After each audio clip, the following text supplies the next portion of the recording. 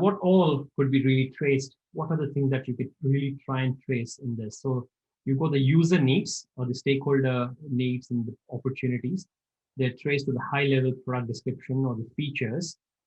And the features get traced down to the business requirements document and the supplementary requirements, which are basically the non-functional requirements. So these, you can call it as a functional requirement.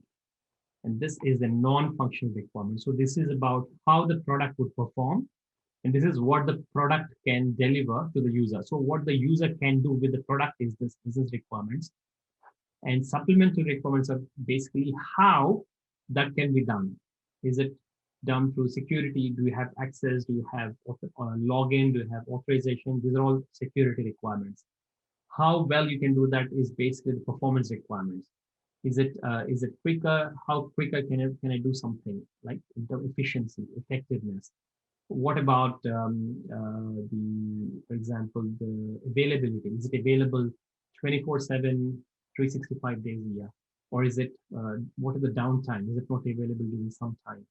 Or is it available only for, let's say, during weekends? Because that's when the people have got more time, they can look at this. All of those kind of things you define in the non-functional requirements. And that's what we call as FERPS plus model. The FERPS plus model stands for F is functionality, U is usability, R reliability, P performance, S scalability, and the plus stands for interface requirements, anything that you need to interface with, any other system, product, or application, documentation requirements, legal requirements, security, all of these that you connect with, any licensing and things like that. And then once you have defined the functional and non-functional requirements, you have got the test cases which you write. So that again, test cases could be system test cases, acceptance test cases, integration test cases, unit test cases. There's so many different types of testing, right? Unit testing, which is done by developers on the code. Then you've got system test cases or functional test cases, which are done by the functional testers. And then you've got the integration test cases, which is about how this product is actually interfacing and integrating with other elements in the product. And then you've got, what else do you have? Performance testing. Performance testing is about how this product is performing in terms of taking the load. If 10,000 users hit on this particular URL of this site at the same time, would it be able to sustain that load or would it crash? So that's the performance of a load testing, all those things. And then ethical hacking, you know that, right? So how robust is the site that it is able to withhold and withstand the attacks from malicious hackers and people who have malicious intent to get into the system in the wrong way. So that's where they try and use the SQL injection testing. So making sure that the database is secure. That's where the SQL injection is done. So that is to make sure they block that SQL injection to make it safe and secure. On the database side, they make sure that the front end is all secure and safe. The data is encrypted. Whatever you enter is encrypted as a user is encrypted with 128-bit encryption, for example, 256-bit encryption, and using of public key and private key and all these things, so that the end-to-end transition of the data is all secure in that way.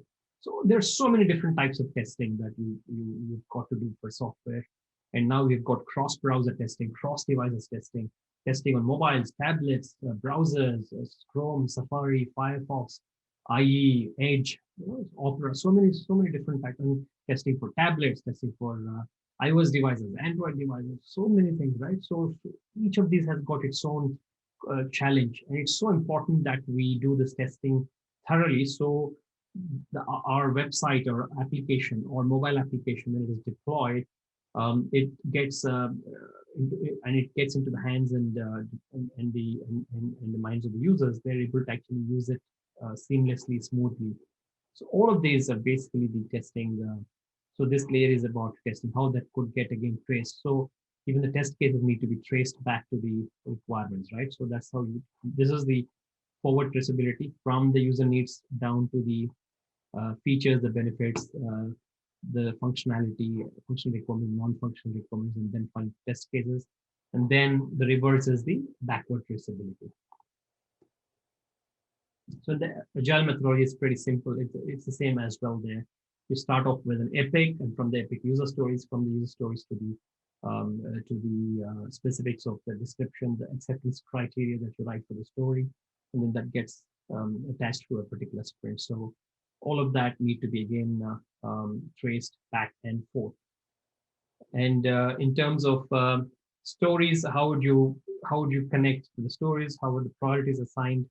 What is the size of a story? Remember, we were talking about the um, use user story points or story points, right? The estimate that we give for the sizing of the story. So again, that's important. So estimates of the stories. What is the prioritization in terms of Moscow prioritization? Do you want to give is it should be must have, or is it should have, could have, or will not have, or is it important and urgent, then that gets prioritized. So all of these things are again very, very important, very practically. We'll try and do that for each set of user stories, and then we would say that this is going into the sprint based on all the estimates, the priority, and then we'll implement that into the sprint, and that gets delivered as part of the product delivery. So that's how it's done in Agile. It's again similar, but it's just that you're calling that as epic, and then you've got themes, epics, and user stories and tasks. Whereas in the other, usually this is what we call as functional requirement and non-functional requirement in the traditional way. It's not that different. It's just the terminology that's